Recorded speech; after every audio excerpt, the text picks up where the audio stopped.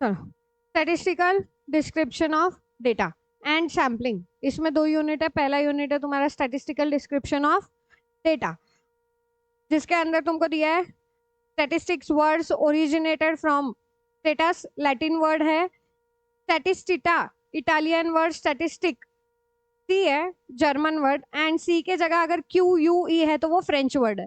याद रखो, इस नोट्स को 2 या 3 बार अगर तुम गो थ्रू भी करोगे फटाफट में, तो भी तुमको चीजें याद रह जाएगी एंड इसके क्वेश्चंस अटेम्प्ट हो जाएंगे। बस इतना ध्यान देना है कि 2 से 3 बार अच्छे से गो थ्रू करना है। ऐसा नहीं कि मैंने पॉइंट्स छोड़ छोड़ के किए, क्योंकि ऑलरेडी मैंने इसको बहुत कंसाइज किया है, तो इससे ज्यादा कंसाइज करने की कोशिश मत करना। जितना दिया है उतना तो बार बार रीड करो। अब Indian origin, Kautilya used statistics to keep the record of birth and death in his book Arthashastra. Then Abu Fazl used a statistic to keep the record of the agriculture in his book N.A. Akbari. First census conducted in Egypt. मैं already points में ही दिया है, तो मैं उतना ही read करके दे रही हूँ। जहां पे मुझे लग रहा है कि यहाँ पे एक्स्ट्रा एक्सप्लेनेशन की जरूरत है, वहां पे हम एक्सप्लेनेशन लेंगे। Definition of a statistic. The word statistics can be defined in both singular and plural way. Plural noun is defined as a data qualitative as well as quantitative that are collected and usually with a view of having the statistical analysis. अब statistical analysis में क्या क्या आता है तुम्हारा, जो mean, median, mode, chapter 14, 15, 16 जो भी हमने देखा है आगे। हाँ, 14 में सेंट्रल टेंडेंसी डिस्पर्शन, उसके आगे कोरिलेशन भी आता है, वो भी स्टैटिस्टिक्स का ही पार्ट है। हाँ, देन सिंगुलर नाउन क्या है? Defined as a scientific method that employed for collecting, analysing and presenting the data. Collect करना है, एनालाइज करना है, प्रेजेंट करना है, ठीक है। Application of statistics in economics, business and commerce, mostly commerce में ही स्टैटिस्टिक्स आता है। Limitation of statistics deals with aggregate and not with the individual data. It is concerned with the quantitative data. यहाँ पे quality के बारे में कुछ बात नहीं होती, यहाँ पे स्पेसिफिकली क्वांटिटी के बारे में बात होती है। Methods of collection of data. अब देखो, फर्स्ट क्या था? Statistics is a collecting, analysing and presenting data.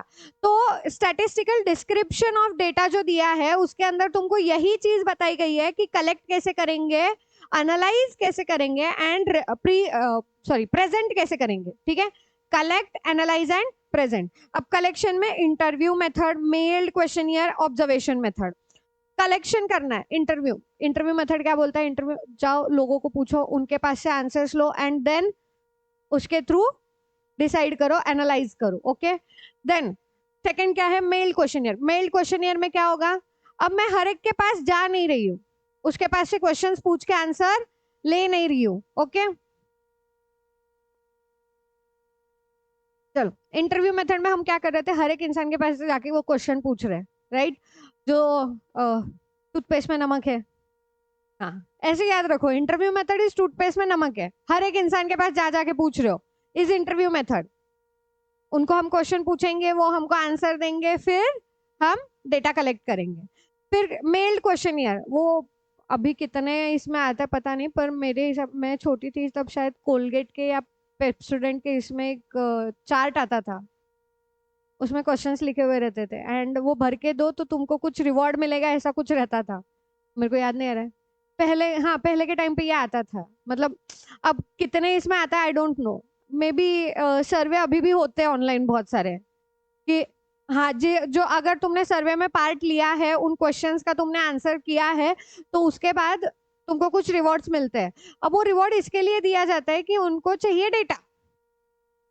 और इंडियन मेंटेलिटी क्या है? जब तक मेरे लिए कुछ नहीं है तब तक मैं कुछ नहीं करूंगी, राइट। इंडियन मेंटालिटी नहीं है, हर एक इंसान की मेंटालिटी है, मेरे लिए कुछ अच्छा होना चाहिए तब जाके मैं करूँ। तो मेल क्वेश्चनियर जब भी इनको करना होता है, तो मोस्ट ऑफ कंपनीज रिवॉर्ड्स वाला सिस्टम यूज करती है कि इनको, कस्टमर्स को रिवॉर्ड्स दे दो और इनके पास से डेटा कलेक्ट करो। तो जैसे रिवॉर्ड्स मिलता है, इसके लिए हम भी आंसर भर के दे देते हैं एंड वहां से फिर वो एनालाइज करेंगे, ठीक है। देन लास्ट आता है ऑब्जर्वेशन मेथड। ऑब्जर्वेशन मेथड क्या है?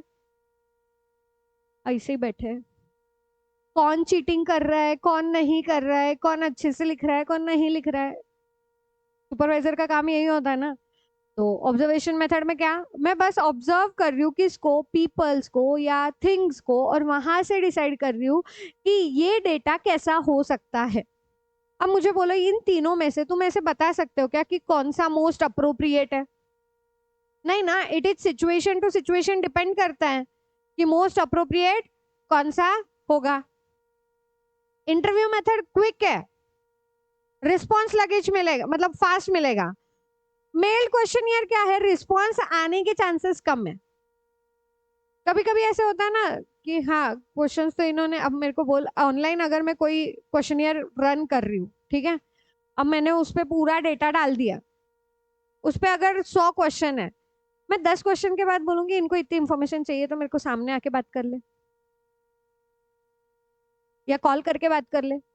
इतना इंफॉर्मेशन भरने के लिए मेरे पास टाइम नहीं है। तो रिस्पॉन्स जाने का, रिस्पॉन्स मिलने का यहाँ पे थोड़ा सा दिक्कत हो सकता है मेल क्वेश्चनियर में। एंड ऑब्जर्वेशन में तो ऑब्वियसली जो दिखता है वो होता नहीं है, और जो नहीं होता है वो दिखता नहीं है। आई डोंट नो मैंने क्या स्टेटमेंट बोला, बट जो दिखता है वो होता नहीं है, इन रियलिटी कुछ और आ सकता है। मतलब ऑब्जर्वेशन मेथड में बहुत सारी गड़बड़ हो सकती है। एंड इसका एरिया भी कम हो जाता है ना। अरे हम ऑब्जर्व कहाँ तक करेंगे, अगर मुझे ऑब्जर्व करना है स्टूडेंट्स को एक एरिया तक ही, मेरे को एक क्लासरूम तक ही स्टूडेंट्स दिखेंगे ना, उससे ज्यादा थोड़ी दिखने वाले हैं। ऊपर से चश्मा हो रहा है, दूर का, दूर का ज्यादा दूर का दिखेगा और नहीं। तो ऑब्जर्वेशन मेथड में ऐसे एरिया एक कंस्ट्रेंट बन जाता है कि मेरा एरिया इतना ही है, मेरे को इतने ही लोगों को ऑब्जर्व करना है, इससे ज्यादा लोगों को मेरे से ऑब्जर्व करना होगा नहीं।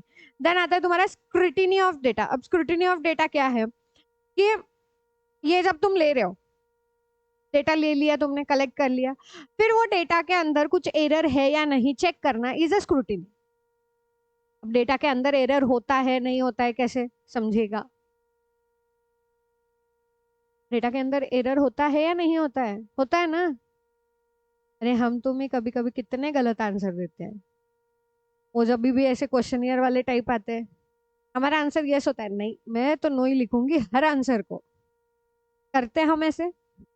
या फिर कोई शिद्दत से तुमको इंटरव्यू लेने के लिए आया है कि देखो मैम मेरे पास ऐसा प्रोडक्ट है, और इस प्रोडक्ट के वजह से ना XYZ जो भी है आपके लाइफ में ये बदलाव आएगा, वो बदलाव आएगा, एक्सेट्रा एक्सेट्रा। हम थोड़ी शांत बैठते हैं, कैसे आएगा जरा बताओ, डेमो दो, करते हैं ना वैसे।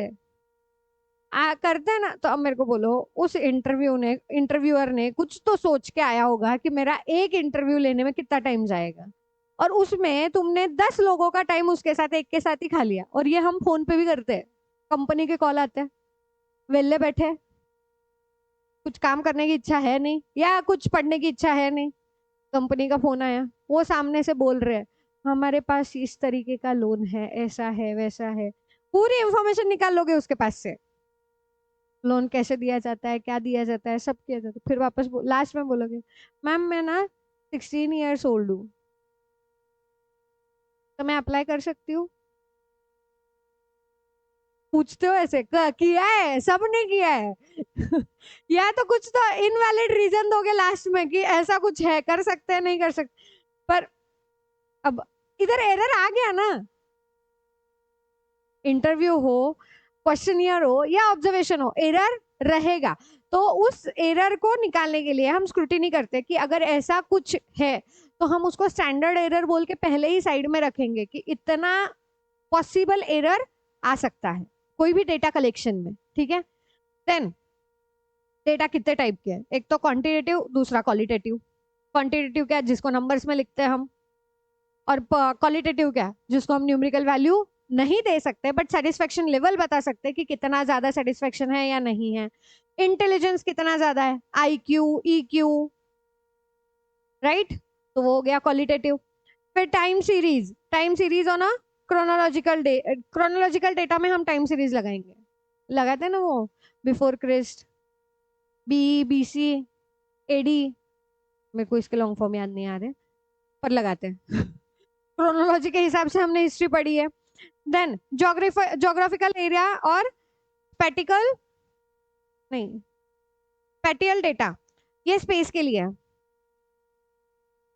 स्पेशल, हाँ, मेरे प्रोनाउंसिएशन पता है तुम लोगों को, तो यहाँ पे अभी ऐसे ही होने वाला है, तो प्रोनाउंसिएशन छोड़ देना और वर्ड्स पे ध्यान देना। ठीक है, चलो आगे। Then type of a data according to the method of collection. Method of collection में दो तरह के डेटा, एक तो प्राइमरी एंड दूसरा सेकेंडरी। ठीक है, प्राइमरी डेटा क्या, जो मैंने खुद ने कलेक्ट किया है, जो मैंने खुद ने कलेक्ट किया है, is a primary data. Secondary क्या, जो तुम कलेक्ट करके लेके आए हो और मेरे पास दिए हो और फिर मैं एनालाइज कर रही हूँ, is a secondary data. Clear. Primary data में क्या होगा, खुद से कलेक्ट करेंगे तो रिलायबिलिटी ज्यादा, सेकेंडरी डेटा में रिलायबिलिटी कम। ठीक है, अब यहाँ पे ऐसा नहीं है कि ऐसे ही सेकेंडरी डेटा तुमको मिल जाएगा, वो मोस्टली तुमको गवर्नमेंट एंटिटीज के पास से मिलेंगे, गवर्नमेंट जो भी क्या बोलते हैं सोर्सेस है उधर से मिलेंगे, या तुम प्राइवेट एंटिटी को पैसे देके बोल सकते हो इतना डेटा कलेक्ट करके लाके मुझे दे दो। क्लियर।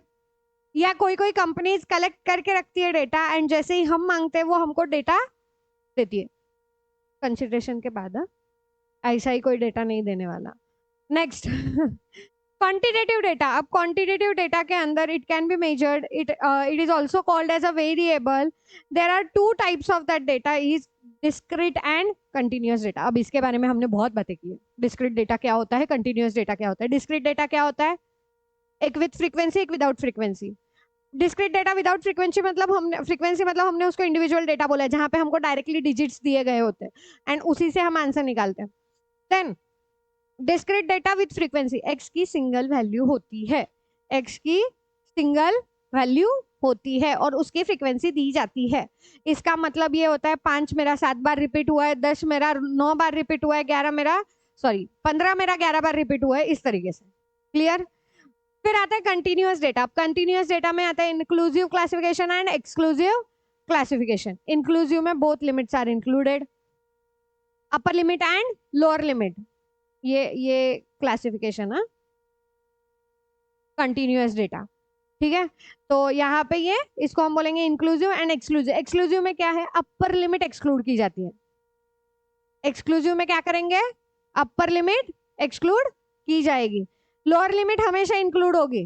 तो ऐसे भी याद रख सकते हो, इंक्लूसिव के अंदर अपर लिमिट इंक्लूड होती है, एक्सक्लूसिव के अंदर अपर लिमिट एक्सक्लूड होती है। एंड इधर से एक और चीज, अगर मुझे डेटा इंक्लूसिव दिया है तो मैं कौन से इसमें कन्वर्ट करके आंसर सॉल्व करना शुरू करूंगी, एक्सक्लूसिव में।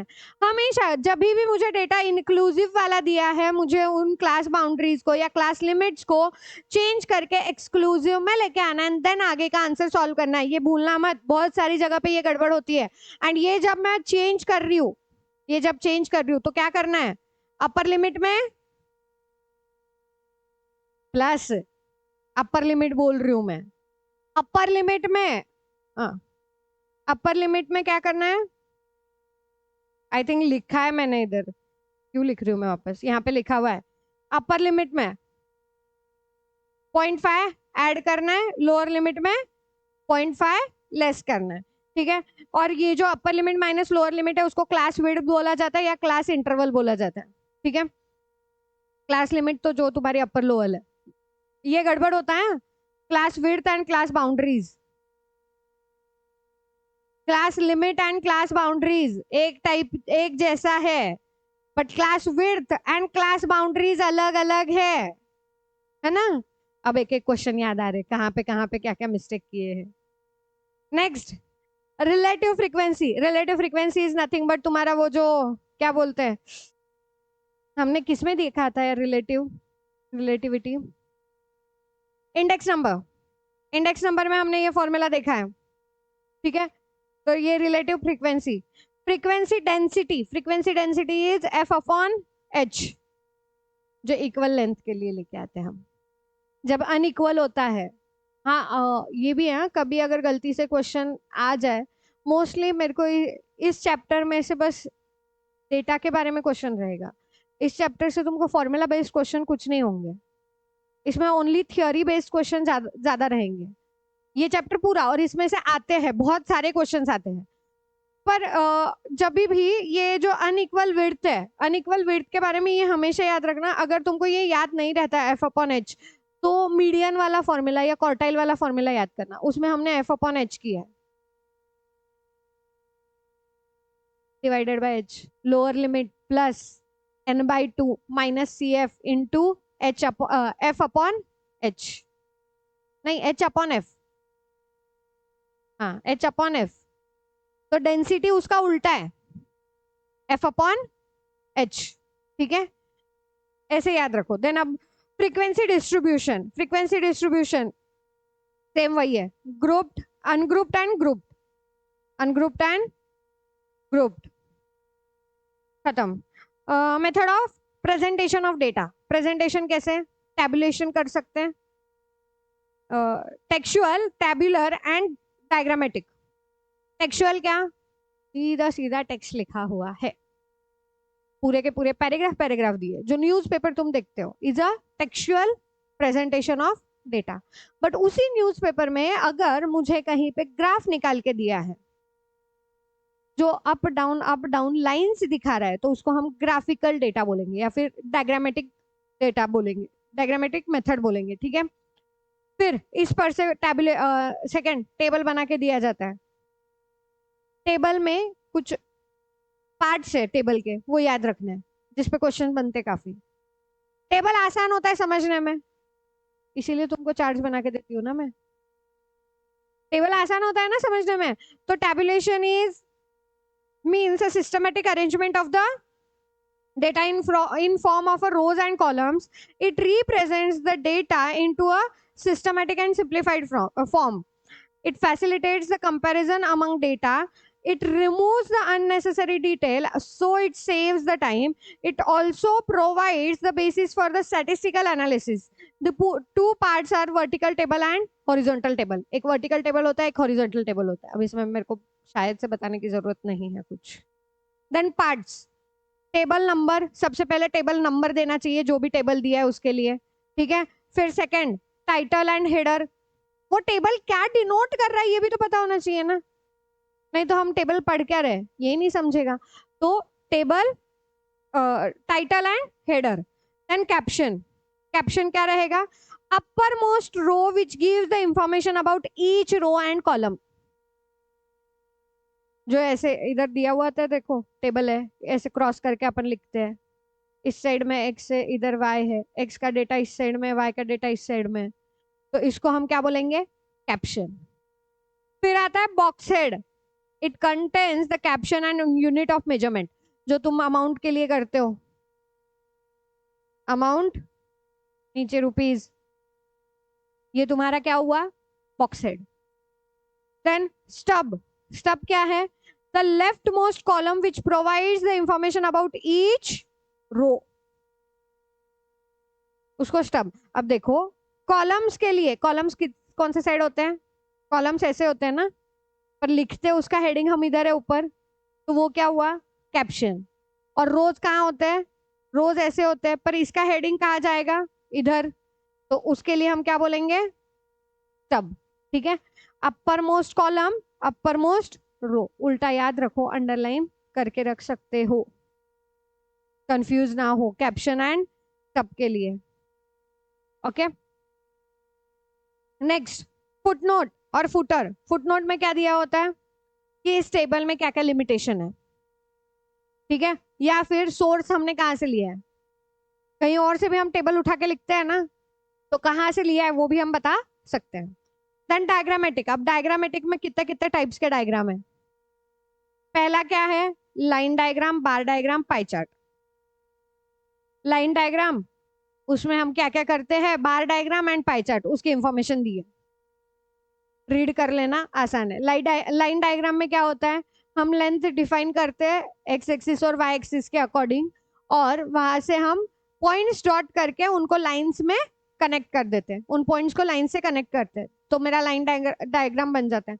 मल्टीपल लाइन डायग्राम क्या रहेगा, एक ही ग्राफ के अंदर में 2 से 3 यूनिट्स डिटरमाइन कर, 2 से 3 यूनिट्स का डेटा रिप्रेजेंट कर दी, तो मेरे पास 2 से 3 लाइंस आएंगे।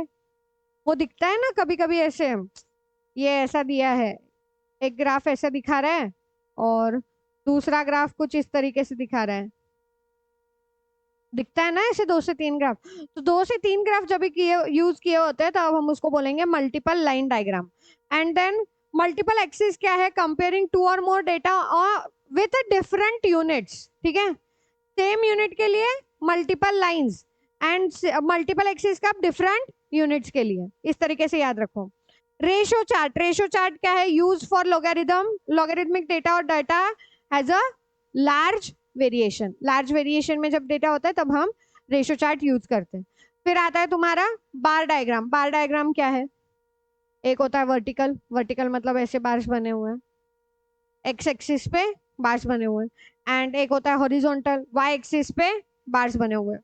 देन मल्टीपल बार कब आता है, जब सेम यूनिट का रहेगा और 2 से ज्यादा रहेगा। स्कूल में किया होगा, याद है, ऐसा 2 बनाते थे, फिर एक को शेड करते थे, एक को खाली रखते थे, 3 रहेगा तो और कुछ लाइंस ड्रॉ करते थे। हाँ, वही वही है सब। पाई चार्ट पाई चार्ट क्या होता है, पाई चार्ट इज सर्कल वाला, एक सर्कल बनाया, सर्कल का डिग्री कितना होता है 360 डिग्री, राइट। तो उस 360 डिग्री के अंदर सेंटर से हम क्या करते थे, पॉइंट लेके जितना जितना जिसका जिसका परसेंटेज दिया है उसको हम डिग्रीज में कन्वर्ट करके लाइंस ड्रॉ करके फिर बताते थे कि कौन सा क्या है। क्लियर, याद आया, ये बेसिक है, ये स्कूल में बहुत बार किया है हमने और बड़े मजे में सॉल्व किया है ग्राफ वाली चीजें। तो ग्राफ वाली चीजें तुमको वैसे ही याद रहेगी, पर छोटी छोटी जो चीजें गलत कर सकते हो वो यहाँ पे जो हाईलाइट की है मैंने, उतनी चीजें ध्यान रखना। पाई चार्ट हो गया। Then types of a frequency distribution program. अब frequency distribution diagram, sorry program कहाँ से आ गया, डायग्राम डायग्राम बनाना, हिस्टोग्राम। हिस्टोग्राम क्या होता है, हम बार डायग्राम बनाएंगे, वर्टिकल बार डायग्राम, फिर उसके मिड पॉइंट्स को कनेक्ट करते जाएंगे और वहां से मेरा हिस्टोग्राम बनेगा, ठीक है। Frequency F when the width and width of the class is same. अगर विड्थ हर एक क्लास की सेम है तो हम फ्रीक्वेंसी से जाएंगे, पर अगर नहीं है तो फ्रीक्वेंसी डेंसिटी लेंगे, ठीक है। कहाँ आता है फ्रीक्वेंसी डेंसिटी, यहाँ पे आता है। Then width of the rectangle is proportional to the class width. Height of the rectangular is proportional to the frequency और frequency distribution. Width ये वाला इधर वाला रहता है width, ये होता है width और ये होता है height, ठीक है, clear. Then frequency polygon. Frequency polygon कब यूज होता है, कब यूज करते हैं, हम पहले हिस्टोग्राम ही निकालेंगे बट उनके मिड वैल्यूज को ज्वाइन करके फ्रीक्वेंसी पॉलीगॉन बनेगा, ठीक है। पहले हिस्टोग्राम निकालेंगे फिर मिड वैल्यूज को ज्वाइन करके फ्रीक्वेंसी पॉलीगॉन बनेगा। ऑगिव, ऑगिव क्या है, ऑगिव 2 टाइप के होते हैं, less than, more than. Less than ogive में हम क्या करते हैं, लेस देन क्यूमुलेटिव फ्रीक्वेंसी लेते हैं एंड अपर लिमिट मेरी कहाँ पे रहेगी, एक्स एक्सिस पे रहेगी। और मोर देन ऑगिव में क्या करेंगे, लोअर लिमिट मेरी एक्स एक्सिस पे डिनोट करेंगे और वाई एक्सिस पे मेरा more than cumulative frequency denote होगा, ठीक है। देन पॉइंट ऑफ इंटरसेक्शन, ये चीजें याद रख लो। Point of intersection of 2 ogives, abscissa x coordinate as a median and originate y coordinate as a n/2. Ogive gives value of median, quartile deviation and quartile deviation नहीं, decyl and percentile, इधर decyl है, ये हटा दो, decyl and percentile. The types of frequency curve. Frequency curve अब वैसे भी economics में या मैथ्स में कहीं ना कहीं कर्व के टाइप्स आई है, bell shape, U shape, J shape, या फिर कुछ तो मिक्स्ड वाला, तो वही बोला है उन्होंने कि 4 तरीके के होते हैं। और इफ क्या बोलते हैं, द मोस्ट कॉमनली यूज किसके लिए यूज होता है, distribution of height, weight, profit, marks etcetera, clear. अब इसके बाद सेकेंड यूनिट जो आता है सर्वे। अब ये सैम्पलिंग, सॉरी सर्वे नहीं, सैम्पलिंग। सैम्पलिंग होता क्या है और सैम्पलिंग करते क्यों है। अब ये डेटा हमने यहाँ पे देखो, पहले हमने डेटा कलेक्ट कर लिया, डेटा कलेक्ट करने के बाद हमने उसको प्रेजेंट भी कर दिया, राइट? पर इज इट पॉसिबल कि मैं पूरा की पूरा डेटा कलेक्ट कर पाऊं? पॉसिबिलिटी है क्या कि पूरा की पूरा डेटा कलेक्ट हो? जितना डेटा चाहिए मुझे, जितने लोगों का चाहिए, वो पूरा की पूरा कलेक्ट हो?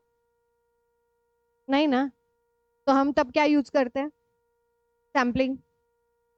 सैम्पलिंग यूज करके हम क्या क्या डिटरमाइन करते हैं? एक रिप्रेजेंटेशन निकालते हैं कि ये जो पूरा पॉपुलेशन है उसमें से मैंने ये सैंपल्स उठाए हैं, तो ये सैंपल के जो कैरेक्टरिस्टिक्स होंगे वही कैरेक्टरिस्टिक्स पूरे पॉपुलेशन के होंगे। ठीक है, एक मिनट।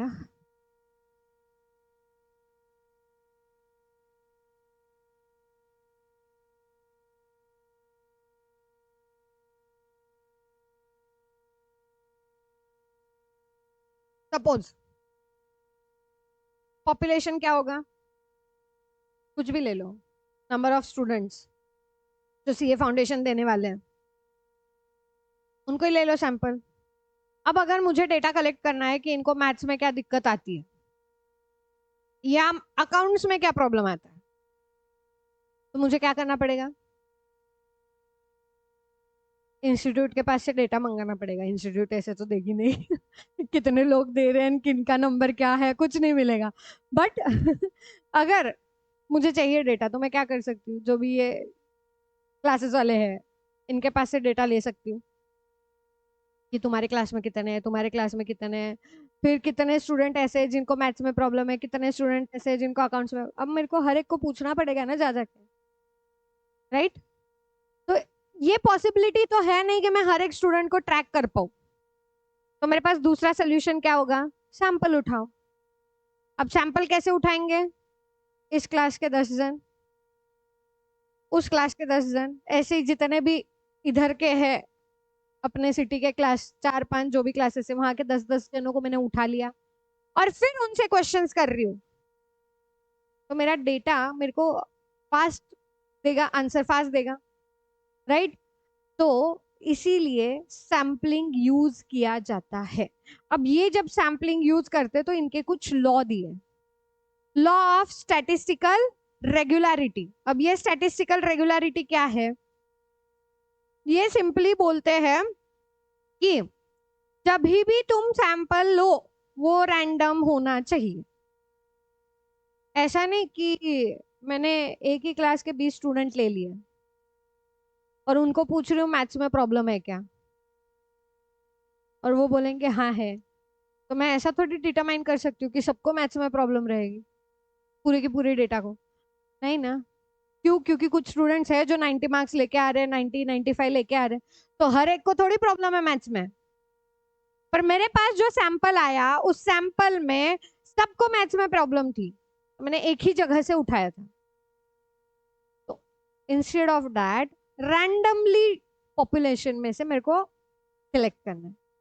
तो स्टैटिस्टिकल रेगुलरिटी क्या बोलता है कि randomly draw the sample of a sufficient size on an average reflect the characteristics of a population. अब ये भी नहीं करना है। अब सपोज सिटी से देने वाले कुछ 1001 स्टूडेंट होंगे और मैं 10 जनों का ही डेटा ले रही हूँ, चलेगा क्या? नहीं। तो एक स्पेसिफाइड सफिशिएंट साइज भी होना चाहिए। अगर 1000 लोग पेपर दे रहे हैं तो उन 1000 में से मैं 200-250 इज अ सफिशियंट। ठीक है, क्योंकि ऑन एन एवरेज 25% वगैरह कुछ आ रहा है, 20%, 20%, 25% तक का डेटा मैं सैम्पलिंग बोल के ले सकती हूँ, राइट? उतना लूंगी तो मुझे एक्यूरेसी ज्यादा आएगी, या उससे ज्यादा लूंगी तो एक्यूरेसी ज्यादा आएगी। 500 लिया तो और एक्यूरेसी आएगी। फिर सैम्पलिंग करने का मतलब क्या? अगर मैं आधे डेटा को ये कर रही हूँ, आधे डेटा नहीं, आधे पॉपुलेशन को अगर मैं मेजर कर रही हूँ सैम्पलिंग के लिए, तो फिर सैम्पलिंग करने का मतलब क्या? फिर तो मैं पूरा ही डेटा कर लूँ। तो लॉ ऑफ स्टैटिस्टिकल रेगुलरिटी इतना ही बताता है, एक तो सैंपल रैंडमली उठाओ और दूसरा सफिशिएंट साइज का उठाओ। ऐसा नहीं कि एकदम लार्ज एकदम स्मॉल साइज है। ठीक है, implications: the larger the sample size tend to yield more reliable and accurate estimate, यही बोला मैंने अभी। then random selection measures the unbiased representation। अब वो जो 20 स्टूडेंट्स मैंने उठाए थे एक ही क्लास के, अब वो 20 स्टूडेंट बोल रहे हैं हमको मैथ समझा ही नहीं, तो उनका बायस क्या हो गया? ये टीचर को मैथ पढ़ाना आता ही नहीं है। जो हमारा डायरेक्टली स्टेटमेंट होता है, इनको मैथ्स पढ़ाना आता नहीं है, या इन्होंने हमारे साथ ऐसे ऐसे किया, जो भी है। एक जगह के लोगों को उठाऊंगी तो वो यही कमेंट करेंगे, बट वही अलग अलग जगह के उठाऊंगी तो क्या होगा? मुझे जेन्यून प्रॉब्लम सामने आ सकता है कि मैथ्स में ये प्रॉब्लम आ रही है स्टूडेंट्स को। Clear? limitations: increasing the sample size improves the reliability but also increase the cost, time and resource demands. ठीक है, लिमिटेशन क्या है? अब इसमें हमको टाइम देना पड़ेगा, सैंपल साइज मेरी रिलायबल भी होनी चाहिए, कॉस्ट ज्यादा लगना भी नहीं चाहिए, और रिसोर्सेज भी कम लगने चाहिए। तो reliability increases with the square root of the sample size, but practical constraint often requires balance. Clear? इसको अंडरलाइन करके रखो। Next, principle of inertia. Inertia word कहीं सुना है क्या रे? पहले सुना है?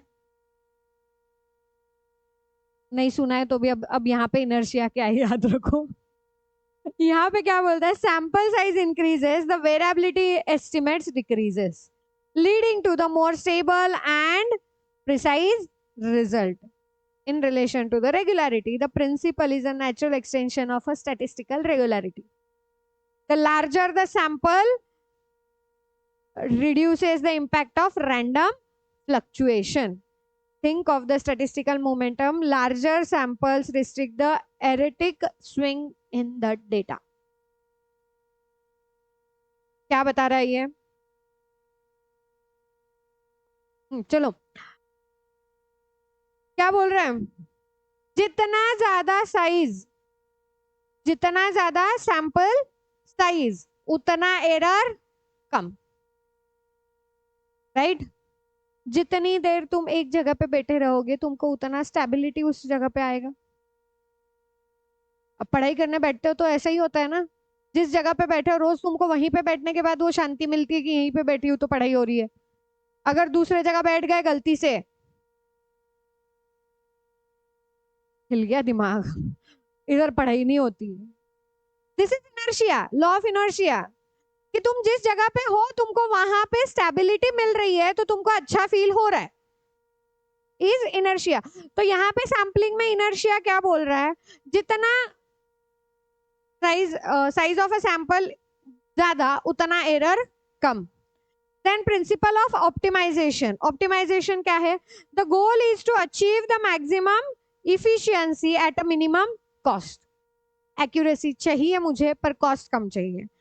How? Choose the most suitable sampling design. Stratified, clustered and multi-stage. अब ये क्या है वो आगे देखेंगे हम। Stratified में क्या होता है, cluster में क्या होता है, multi-stage में क्या होता है। Balance the standard sample size with the available resources. Outcome: efficient use of time, money and effort without compromising the data quality. Optimization is about the smart trade-offs, getting the best result at least waste. Principle of validity. Validity principle क्या बोलता है? Sampling design is valid only and only if it allows the accurate estimation and hypothesis testing about the population parameters.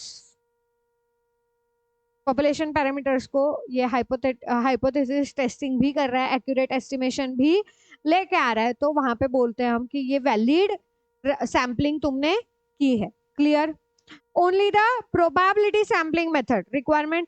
अब valid sampling किसको बोला गया है? Only probability sampling को बोला गया है कि it is a valid sampling. ठीक है? Why? No, non-probability sampling lacks the known selection probabilities and make the statistical influence unreliable. Validity ensures that your conclusions are statistically sound and जनरलाइजेबल। अब कुछ words मैंने यहाँ पे दिए हैं जो तुम्हारे इंस्टीट्यूट मतलब इंस्टीट्यूट के पेपर में मोस्टली यूज किए जाते हैं, जिसमें प्रिंसिपल्स, फोकस एरिया, की benefit and conditions for the sub sample, success का सैंपल क्या आना चाहिए।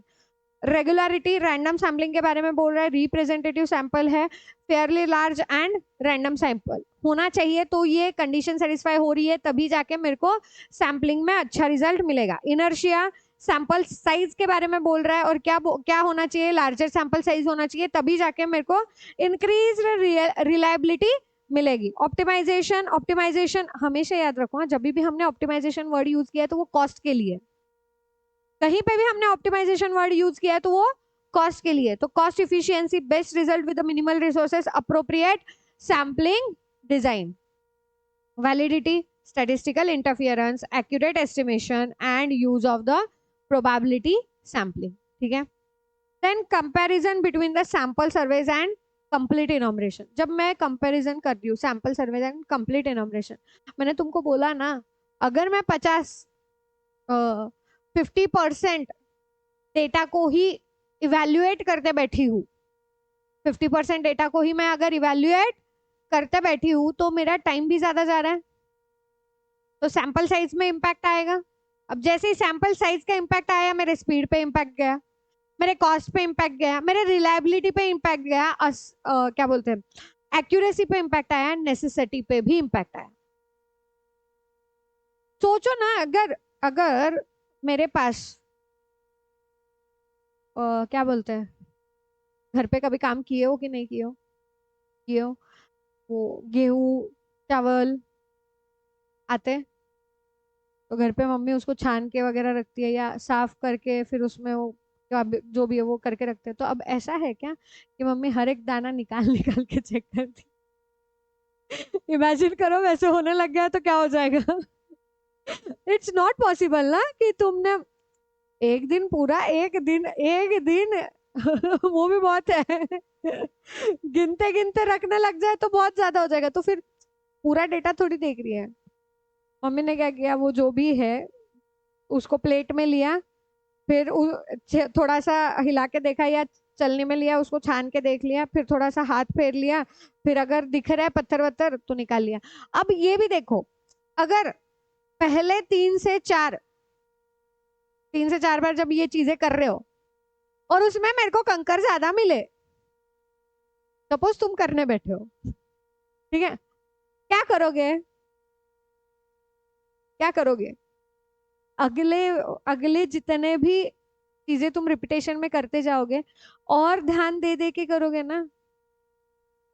ये छोड़ो, ये तो कहाँ पे बात हुई, जब हम कुछ काम कर रहे हैं, अगर ये काम सैम्पलिंग, ये सैम्पलिंग समझने के लिए बहुत अच्छा है, हाँ? क्योंकि इमेजिन करने में भी आसान है। वो गेहूं का वो क्या बोलते हैं उसको, होता, हाँ, वो पड़ा है और उसमें से, उस थैले में से तुम निकाल निकाल के चेक करते जा रहे हो। तो अगर फर्स्ट 3 से 4 इसमें आने दो कि कंकर बहुत ज्यादा दिख रहे हैं, तुम्हारा स्टेटमेंट पहला रहता है मम्मी को, या मम्मी भी कर रही है, तुमने कभी सुना होगा कि बहुत बेकार है, इस बार का सामान अच्छा नहीं आया, जाके उसको दुकानदार को बोलना पड़ेगा, कंकर ही कंकर दिए, क्या बोलते हैं, 50 किलो के इसमें तो तूने 3-4 किलो तो कंकर ही दे दिएगी। ठीक है, ऐसा हम बोलते हैं। तो अब वहां पे सिंपली सोचो कि अगर पहले 2-3 इसमें नहीं आया, कुछ भी नहीं मिला, कंकर नहीं मिले, कुछ नहीं मिला, तुम्हारी स्पीड बढ़ जाती है काम करने की। छाना, हाँ, एक साइड से निकाला, देखा, दूसरे साइड डाला, फिर से निकाला, फिर से देखा, स्पीड बढ़ गई ना। अभी इसको थोड़ा सा तुम्हारे मैथ्स के क्वेश्चन, अकाउंट्स के क्वेश्चन के साथ देखो।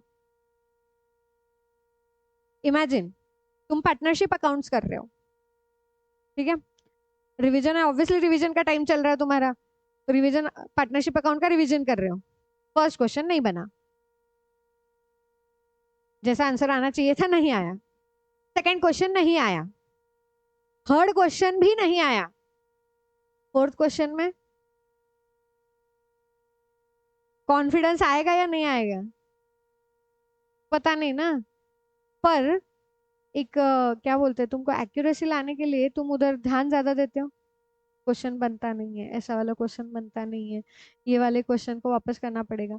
एंड सेकंड थिंग, जब हम फर्स्ट टाइम पढ़ते रहते तब हम पूरे क्वेश्चंस करते, सारे के सारे जितने क्वेश्चंस किए घर पे जाके वापस किए, पर जब रिवीजन की बात आती है तो हर एक क्वेश्चन थोड़ी करते हैं, कुछ क्वेश्चन पार्टनरशिप का एकदम आसान होता है जो फटाफट हो जाता है, हमको पता है, तो वहां पे हमारी स्पीड, टाइम कम हो गया, रिलायबिलिटी ज्यादा, एक्यूरेसी ज्यादा, नेसेसिटी, क्यों? क्योंकि हमको पता है यहाँ पे कुछ गड़बड़ नहीं है। पर जैसे ही पता चला कि देर इज अ गड़बड़, हम कर देते टाइम ज्यादा, एक्यूरेसी कम। एक्यूरेसी कम हो जाती है ना, क्यों? टाइम ज्यादा लग रहा है। तो ऐसा नहीं है कि एक्यूरेसी कम हो जाती है, इट डिपेंड ऑन जो भी तुम डेटा कंसीडर कर रहे हो।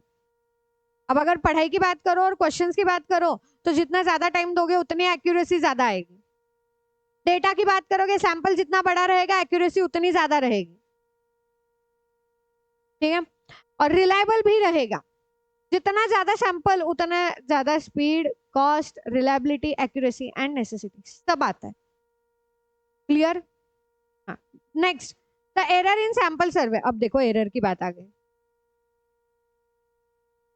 इमेजिन वापस वो गेहूं का जो भी है, तुम सैंपल ले रहे हो, चेक कर रहे हो, इधर डाल रहे हो, पहले 3-4 इसमें कुछ नहीं आया, अगले 5-6 में स्पीड में करने लग गए, फिर कुछ कुछ इसमें तो तुमने स्पीड में क्या देखा भी नहीं, इधर से निकाला नहीं, इधर डाल दिया और मम्मी को बोल दिया मैंने कर लिया चेक। फिर मम्मी कभी तो गेहूं निकालती है, उससे कुछ आटा वाटा पिसवा के लेके आती है, उसमें पत्थर आ जाता है। गेहूं छोड़ो, चावल चावल घर पे पकाते, गेहूं गेहूं का आटा बनाना पड़ेगा। चावल तुमने चेक करके रख दिए, ठीक है, और चेक करके रखे। अब मम्मी, इतना तो तुमको रिलायबिलिटी पे लेना पड़ेगा ना कि तुमने अच्छे से किया है। तो मम्मी ने अपने चावल बना दिए और तुम ही चावल खा रहे हो, कंकर आया, तुमने मम्मी को बोला मम्मी इसमें तो कंकर आ रहे हैं, मम्मी क्या बोलेगी? तूने ही तो किया था ना चेक, तो उस टाइम पे अच्छे से चेक करने नहीं आया, अब फिर से कर, फिर से कर, ये रहेगा। तो दिस इज एरर। एरर क्या है? तुमने जो सैंपल लिया, ठीक है, तुमने जो सैंपल लिया, उस सैंपल का एंड एक्चुअल पॉपुलेशन, अगर मैं एक्चुअल पॉपुलेशन को पूरा चेक करूं और इस सैंपल के हिसाब से जो मेरा क्या बोलते हैं रिजल्ट आया है, इसका रिजल्ट, इसका आउटकम और इस पूरे पॉपुलेशन का आउटकम चेक करूं, तो ये मेरा कुछ अलग निकलेगा। अब ये अलग निकलने की वजह से या तो मेरा काम बढ़ जाएगा, या जो मैंने आउटपुट निकाला है, रिजल्ट निकाला है, वो इनवैलिड हो जाएगा, दोनों में से एक, ठीक है? या तो मेरा काम बढ़ जाएगा, एरर अगर कुछ गलत गलत चलट आया तो मेरा काम बढ़ जाएगा ना, और कभी एरर ऐसा आता है कि वो पूरा ही इनवैलिड है, पूरा की पूरा इनवैलिड है, तो इसको हम क्या बोलेंगे? सैम्पलिंग एरर, ठीक है? Error refers to the difference between the true population parameter and the value estimated from the samples. अब देखो यहाँ पे ना एक्चुअली सैम्पलिंग एरर, तुमको वो एरर ऑफ नॉन डिटर्मिनेशन वगैरह कुछ याद आ रहा है? 1 माइनस आर स्क्वायर या आर स्क्वायर की वैल्यू कैसे निकालते हैं, ये प्योरली ये वाला पार्ट है सैंपल के लिए। क्योंकि जब हम एक्स बार, ये एक चीज याद रखना, कहीं कहीं पे इंस्टीट्यूट ने पूछा है, दैट इज पूछा है कि नहीं, हाँ, पॉपुलेशन, पूरे पॉपुलेशन की जहां बात आती है वहां पे म्यू एंड सिग्मा यूज किया जाता है, साइंस, एंड जहां पे सैंपल के बेस पे काम हो रहा है वहां पे x bar and S use हो रहा है। चेक करना, जब भी तुम्हारा कोरिलेशन रिग्रेशन, वहां पे एक्स बार और एस ज्यादा है, यूज किया, पर वही प्रोबेबिलिटी डिस्ट्रीब्यूशन में देखो म्यू एंड सिग्मा यूज किया, because probability distribution depend on all population and correlation regression is depend on small sample, ठीक है? तो जब भी सैंपल के वजह से, अब सैंपल के वजह से हम एस्टिमेट तो कुछ ना कुछ तो करेंगे ना, सैंपल बनाया है तो हम एस्टिमेशन कुछ ना कुछ लेंगे। तो अगर इस म्यू और एक्स बार में बहुत ज्यादा डिफरेंस आया जिसकी वजह से इनकरेक्ट कंक्लूजन आ रहा है, उसको हम एरर बोलेंगे। एंड सैम्पलिंग एरर क्या है? The error because only the subset of population is studied and not the entire population. Causes क्या क्या दिए? Defective sampling design, sampling design ही डिफेक्टिव थी, using non probabilistic method, introducing bias in samplers judgement. जब मैं sample ले रही हूँ तो मैंने ऑलरेडी बायस किया है, मेरे जो फेवरेट है मैं उनके लिए कंसिडर पहले कर रही हूँ, ठीक है। Substitution of units, replacing hard to reach units with a convenient one to violate the sampling design. Substitution units मतलब क्या, जो शायद मेरे बहुत क्या बोलते हैं, hard to reach units with a convenient one to once violates the sampling design. हाँ, जो बहुत रेंज से बाहर है उनको मैं छोड़ रही हूँ, और जो मेरे नजदीक वाले हैं या फिर जो मुझे कन्वीनियंट हो रहे हैं कि मैं आंसर फटाफट निकाल सकती हूँ, ऐसे हम क्वेश्चंस में करते हैं।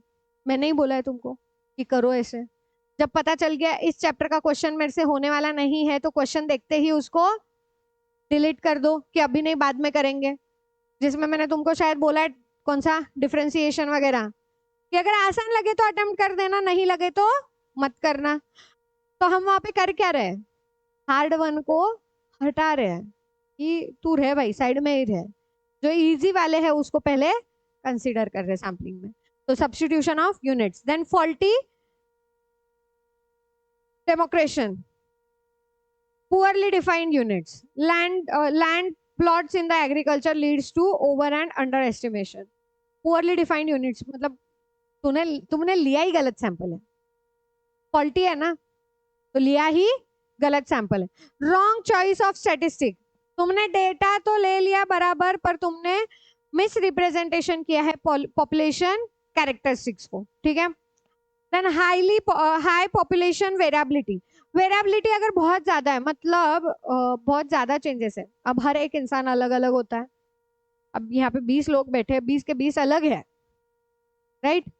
इन वेरिएबिलिटी में से जब मुझे सिलेक्ट करना है तो मैं जनरली या रैंडमली ऐसे ही सिलेक्ट नहीं कर सकती, मुझे कुछ ना कुछ टेक्निक लगानी पड़ेगी जिसमें तुम्हारा वो स्ट्रेटाफाइड या मल्टी स्टेज सैम्पलिंग आता है, और वहां से मैं सैंपल्स सिलेक्ट करूंगी। Then non sampling error, non sampling error क्या रहेगा, memory lapse, forget or misreport the information, digital preference, tendency to round off or favor the certain number। अगर क्या बोलते हैं, हमारा एज हम मोस्टली ऐसे ही लिखते हैं, जो करंट एज चल रहा है, रनिंग एज चल रहा है, हम वही एज लिखते हैं ना। एक्चुअली लिखना कितना चाहिए, जो कंप्लीट हो चुका है उतना लिखना चाहिए, पर हम लिखते कौन सा है, जो रनिंग चल रहा है वही। तो this is a preference, digit preference, कि नहीं मुझे तो जो रनिंग चल रहा है उसी को लेना है। देन इग्नोरेंस और वैनिटी, मैं कुछ फैक्ट्स को इग्नोर कर रही हूँ या कुछ फैक्ट्स को तो नो एग्जैगरेट कर रही हूँ, वो होता है ना कभी कभी, क्या बोलते हैं, घर में करते हो, पेपर के मार्क्स आए, खुद को तो कम है, मम्मी पूरे क्लास को ही कम आए, एग्जैगरेशन। पूरा क्लास मतलब तुम्हारे लिए कितने लोग रहेंगे पता है, 10 लोग, 2 लोग जो तुम्हारे आगे बैठते हैं, 2 लोग जो पीछे बैठते हैं, और 2 आजू बाजू जो बैठ रहे, उन 10 लोगों को सेम मार्क्स है, और तुमने घर पे जाके एग्जैगरेशन में बोल दिया कि मम्मी पूरे क्लास को ही कम आए। ये हमने सबने किया है बचपन में, जिस टाइम पे कम मार्क्स आए हमने सबने किया है। हमने कभी फर्स्ट रैंक वाले के मार्क्स नहीं बताए, और सपोज अगर बताए भी है तो कब बताए, जब हमको उससे ज्यादा मार्क्स आए हमने बताया, तब तक हमने मार्क्स नहीं बताया। तो दिस इज टेंडेंसी। अब ये सैम्पलिंग एरर है क्या, this is not a sampling error. Sample निकालते वक्त थोड़ी गड़बड़ हुई है, ये तो मैंने मेरे माइंड से गड़बड़ी करके ली है चलो नेक्स्ट, नॉन रिस्पॉन्स, कुछ कुछ पार्टिसिपेट बोल दिए, जैसे तुमने वो मैंने बोला था ना फोन पे रिस्पॉन्स, पूरी गप्पे शप्पे मार ली, कुछ तो उलट सुलट आंसर दे दिए, तो फिर बेचारा सामने वाला जो मेजरमेंट करेगा, एनालिसिस करेगा, उसका आंसर गलत ही आने वाला है ना रे। तुमने गलत आंसर दिया, ऑप्शन दिया है तो आंसर उधर से भी गलत ही आएगा, आउटकम गलत निकलेगा। Measurement error, incorrect tools and techniques, data एक है और तुम उस पर फॉर्मूला एक पुट कर रहे हो, जो अपना कोरिलेशन के साथ हुआ था, याद है। मैं तुमको फॉर्मूला पूछ रही हूँ आर का, कोवेरिएंस का, और तुम मुझे फॉर्मूला बता रहे थे आर का, तो फिर वो गलत हुआ ना, एरर आ गया ना। मैं टेक्निक मतलब डेटा एक ले रही हूँ और तुम मुझे टूल अलग बता रहे हो, तो डेटा एंड टूल अगर ये दोनों अलग अलग है तो वहां पे भी एरर आएगा। Then communication gap, communication gap, coverage, and ये अगेन कम्युनिकेशन गैप भी है ये, क्योंकि डेटा और उसके टेक्निक के टूल्स के साथ साथ यहाँ पे मैं पूछ रही हूँ बार बार कोवेरेंस कोवेरेंस कोवेरेंस, तुम सुन रहे हो कोरिलेशन कोरिलेशन कोरिलेशन कोरिलेशन, समझ आया? और वो होता है इनकम्प्लीट कवरेज, तुम आधा ही सुन के निकल गए, पहुंचे ही नहीं है यहाँ पर। तो जब आधा ही सुन के निकल गए तो तुम्हारा जजमेंट कितने बेसिस पे रहेगा? आधे के बेसिस पे ही होगा। पूरा सुन के जाओगे तो पूरे का जजमेंट मिलेगा। Clear? Then how to minimise the error. अब ये ना कुछ पॉइंट्स दिए, रीड कर लेना कि मिनिमाइज एरर कैसे करेंगे। मोस्टली हम नॉन सैम्पलिंग एरर्स को अवॉइड करेंगे और सैम्पलिंग एरर्स को हम क्या करेंगे? मिटिगेट करने की कोशिश करेंगे। फिर स्ट्रेटाफाइड सैम्पलिंग या फिर मल्टी स्टेट सैम्पलिंग, इनका यूज ज्यादा करेंगे फॉर हेट्रोजीनियस पॉपुलेशन। अब मेरे को बोलोगे मैम वैसे ही पॉपुलेशन हेट्रोजीनियस होता है ना? वैसे ही पॉपुलेशन हेट्रोजीनियस होता है, तो जब पॉपुलेशन हेट्रोजीनियस है तो वापस क्यों लिख रहे हो कि population is heterogeneous? Population is heterogeneous कि होमोजीनियस? होमोजीनियस हेट्रोजीनियस इज सब अलग अलग, होमोजीनियस इज सब एक एक जैसे। हेट्रोजीनियस है ना, सबके कैरेक्टरिस्टिक्स अलग अलग है, किसी को क्या पसंद है, किसी को क्या नहीं पसंद है, किसी का लाइकिंग डिसलाइकिंग सब अलग अलग है। ठीक है, तो अब अगर हम्म इसी को हेट्रोजीनियस बोला है रे सैम्पलिंग में, आना नहीं आना क्या? पढ़ाई के मामले में भी, समझने के मामले में भी। अब मैं एक सिंपल थोड़ा सा बेसिक है, टीचर पढ़ाने वाला सेम है, कोई लेके आता है 95% मार्क और कोई लेके आता है 25% मार्क्स, तो उसमें टीचर की गलती है क्या? स्टूडेंट की है क्या? नहीं, स्टूडेंट की भी क्यों है? वो पढ़ाई नहीं किया is not the thing, student की गलती बस इतनी है उसको जो नहीं समझा उसने पूछा नहीं। स्टूडेंट की गलती नहीं होती है ना, टीचर की गलती होती है। There is miscommunication and incomplete coverage. Student या तो गया नहीं होगा, स्कूल गया नहीं होगा, कुछ तो बीमारी बीमारी आ गई होगी तो शायद एक आध महीने गया नहीं होगा स्कूल, तो ऑब्वियसली क्या होगा? इनकम्प्लीट कवरेज, उसको आधा पता है आधा नहीं पता। और जो 95% लेके आया वो तो रोज गया है, तो मेरे को बोलो इन दोनों का कंपैरिजन सही है? एक बंदा एक महीने जा नहीं रहा, एक बंदा रोज जा रहा है, कर सकते हो क्या कंपेयर? नहीं, पर फिर भी हम सैम्पलिंग में लेते हैं ना, तो ऐसी वाली चीजों को हमको क्या करना है? थोड़ा सा क्या बोलते हैं, मिटिगेट करने की कोशिश करना है कि इनके वजह से एरर क्रिएट ना हो। अब देखो types of sampling. Probability sampling, probability sampling क्या है? बाय चांस सिलेक्ट करना। ठीक है, सिंपल रैंडम सैम्पलिंग, हर एक को इक्वल चांस दिया गया है टू गेट सिलेक्टेड, ये हमने प्रोबेबिलिटी में किया है। फिर स्ट्रेटाफाइड सैम्पलिंग, स्ट्रेटाफाइड सैम्पलिंग क्या है? divide the population into homogeneous strata and then take each one from them, strata create करना है। अब क्या बोलते हैं, 95% जो भी है, 95% जिसने लेके आए उसके जैसे और भी तो बच्चे होंगे जो रेगुलरली आ रहे थे, जिन्होंने 90 डेज स्कूल पूरा प्रॉपर अटेंड किया है, और कुछ ऐसे बच्चे हैं जो 60 डेज स्कूल अटेंड किए, और कुछ ऐसे हैं जो 20 डेज स्कूल अटेंड किए, तो इनके ग्रुप वाइज करोगे ना तुम।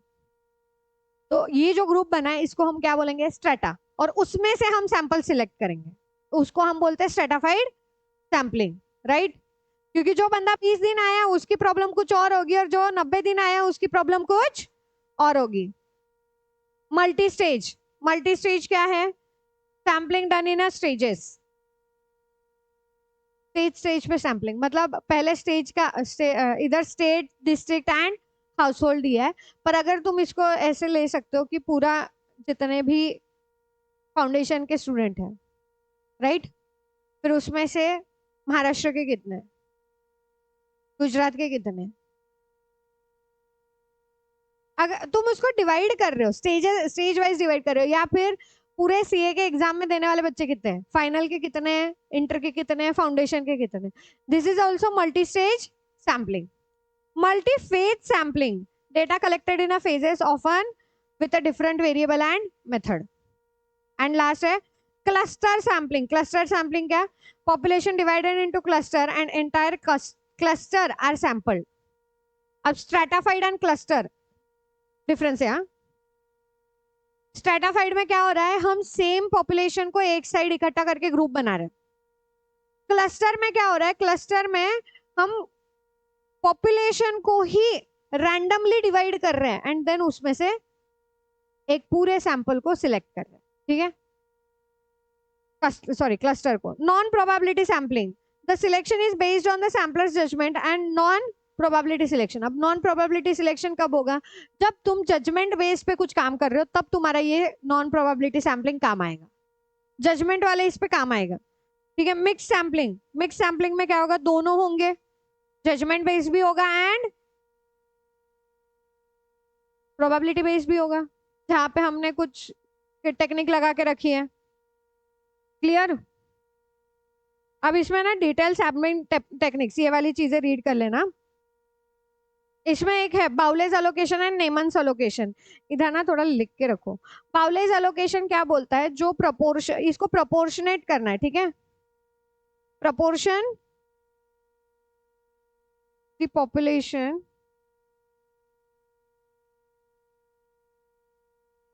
on the basis of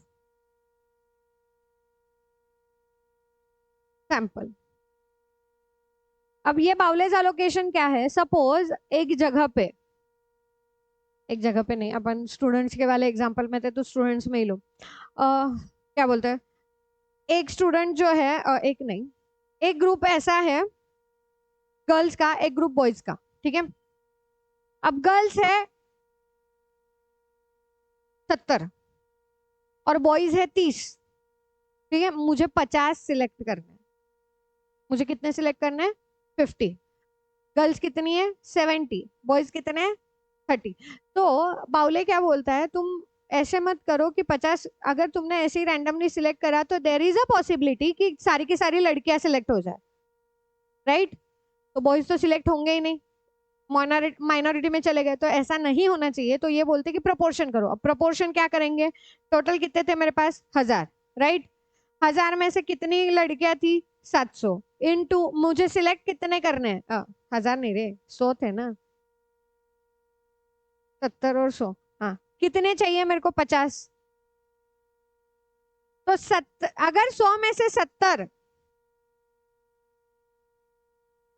लड़कियां हैं और मुझे अगर 50 लोग सिलेक्ट करने हैं, तो मैं कितने % लूंगी, 35 लड़कियां सिलेक्ट करूंगी एंड लड़के कितने सिलेक्ट होंगे, 15. क्लियर.